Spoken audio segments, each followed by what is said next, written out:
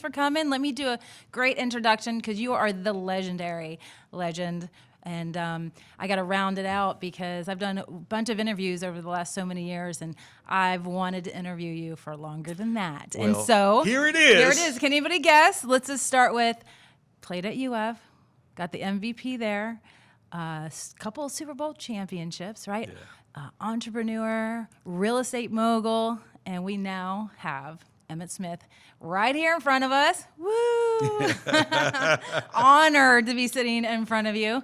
For our listeners, Emmitt tried me in the hallway, and I said, a Gator fan. He's like, what do you know about UF? I'm like, I went there. So that was fun. So, you've done a lot with the NFL and lots of fulfillment there, right? And Yes. that next phase of life, how are you getting that fulfillment now that you've gone past that and you're doing lots of other things out in the world? Right. That fulfillment comes in the area of entrepreneurship for me. And being able to make a difference for not only my community, but also make a difference for my culture. And as an entrepreneur myself, knowing that I learned how to leverage my brand into the next phase of my life, which is business right now. I've learned through working with Jerry Jones, working with Magic Johnson, and working with Roger Staubach that I am in the service business. And I think we all are in the service business. What you and I are doing right now is having a conversation and trying to inspire others who are listening to their level of greatness. Oftentimes people walk around and they think that I can never achieve what he or she may have achieved. The question is not about whether or not you can achieve. The question is, do you believe? Belief is the beginning of achieving anything in life. Mm-hmm. Faith without works is dead, and dead being alone. Amen. So at the end of the day, it's not about whether or not you can achieve. The question is, do you believe that you can achieve? Mm. And through the process of trying to achieve your level of greatness, there's always learning lessons and learning opportunities that will be unlocked along the way. You have to get into the game. You have to start without fear. And you have to have this level of resolve and perseverance that says, I'm gonna be relentless no matter what. But I also have to have this level of humility to be able to make adjustments along the way.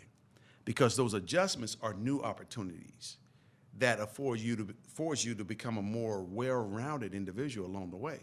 Because if I thought one way, and thinking that one way only got me to this point, when I run into a guy like a Jerry Jones, if I'm not open to receive, open to listen, open to learn, then I may not be able to unlock this other door because my mind is fixated on one area.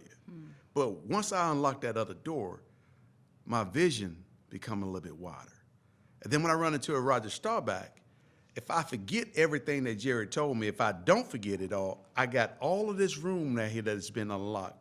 Now, Roger's unlocking a different door and giving me a different perspective on life. My life's just become broader. Mm-hmm. My perspective's just become broader. My values just became different and got a little bit deeper. The service that I provide just got a little higher. I just got better. And as I get better, the more I can serve any person that I'm working with, even on the football field. And when I'm running, I'm doing the best I can at the highest level that I possibly could do it at. If I achieve my level of greatness, you become a big fan. Right. Not only do you become a big fan, you become a big supporter. Mm-hmm. Now you want to look into what's behind the scene, what makes this man who he is, and what is his genetic makeup? Why is he like this? Why is he so positive? He has a different outlook on life. And I think we all are looking for inspiration some way, some shape or form from somebody. But it lies within us. You have the power to influence a lot of people. Man, I couldn't have said that any better. Yeah, we're reaching out to young people all the time, just talking about, hey, failure, isn't an option, but you have to have failure to succeed. You have to have failure to succeed. Yeah. I mean, shortcomings may feel devastating at that moment, but if you take the time to reflect on that moment, you will find nuggets within within the failure. I believe that in every dark situation, as dark as it may appear, there's a little speck of light that sits within every piece of darkness. And if you look at it and focus on that speck of light and walk towards that light, darkness will start to fade away because that light is leading you out of the darkness. But if you focus on all of the darkness, you'll never see the light. Man, love that. You'll Love never that. see the light. Yeah, we talk to our clients who are retirees, basically, and looking at the light at the end of the tunnel, basically. Yeah, Right. hey, we're like 5 years before retirement, and Now, don't get it twisted between the light at the end of the tunnel. Don't think that you're in a tunnel and a train is coming your No, direction. You better not get out that of the way. But you understand what I'm saying. No, totally get it. But yeah. yeah, and so very important, and so you're still far away from retirement. You've got a lot of energy and passion. I don't ever want to retire. I think you are going to be one of the ones that just never retire because you love. Why should I sharing retire when I yourself. have a guy like Warren Buffett that's damn near 900 years old? He's older than Moses. And doing what he's doing. And he doesn't have to. No. He has more money than most. He doesn't have to. That's not his problem. The question that we should be asking ourselves is why he is still passionate about what he does every day. That's why he hasn't retired. It ain't about the money. Mm-hmm. It's about the experience of being able to maximize his true potential. He's going to give it all away anyway. So the man is making money to give it away. Yeah. Hey, saving lives, helping lives. And he's saving lives along the way. So I applaud him. Yeah. So that's my philosophy. I don't want to retire. You know, I just heard through the grapevine that you're pretty big in opportunity zones, and I've been talking to clients about opportunity zones. Mm-hmm. And, you know, how it helps you, but hey, it's helping these areas where Right. we're impoverished areas. So tell me about how you're diving into that. Well, I'm diving into it trying to create opportunity zone developments, ready projects for high net worth individuals who are having high income or taxable income that can be offset by investing in these opportunity zones. And so the way these things work, opportunity zones are mostly in impoverished areas, some rural areas of some city, some local area in your state. There's about 7,500 opportunity zones across the country. And every last one of them can utilize financial capital infusion within that community.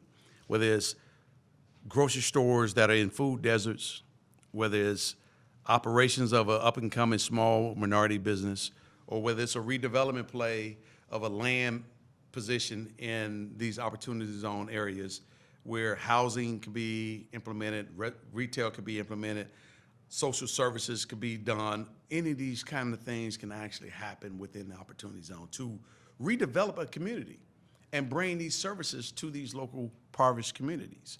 So for me as a developer, for me as a real estate practitioner, for me as a leader in my community, for me as a influencer, if you will, yes, I'm looking at opportunity zones as well to try and transform communities and bridge that gap of we can't do.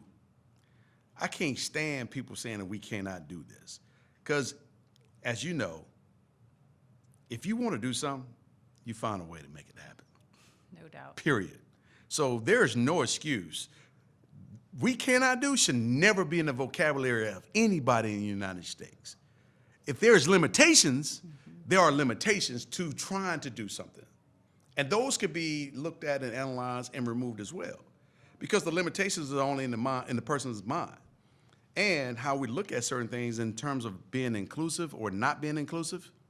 You know, gender rights, male rights, female rights, black rights, white rights, Hispanic rights, all these rights. There are ways that these things can actually bring harmony to everybody. It's about the individuals. Win-win for everybody. Yeah, there's always an opportunity for everybody to be successful. But that depends on the individual. You're going to have folks that, okay, I just want a job. And that's all that they want for now. But at some point in time, they're going to say, I don't want just the job now. I want to own this job. Because they're going to grow to a level of expectations and a level of understanding. A lot of this is the lack of knowledge and the lack of experience and the lack of exposure. Once you bring these things together, then people see that they have a chance to fit in a world that says you can.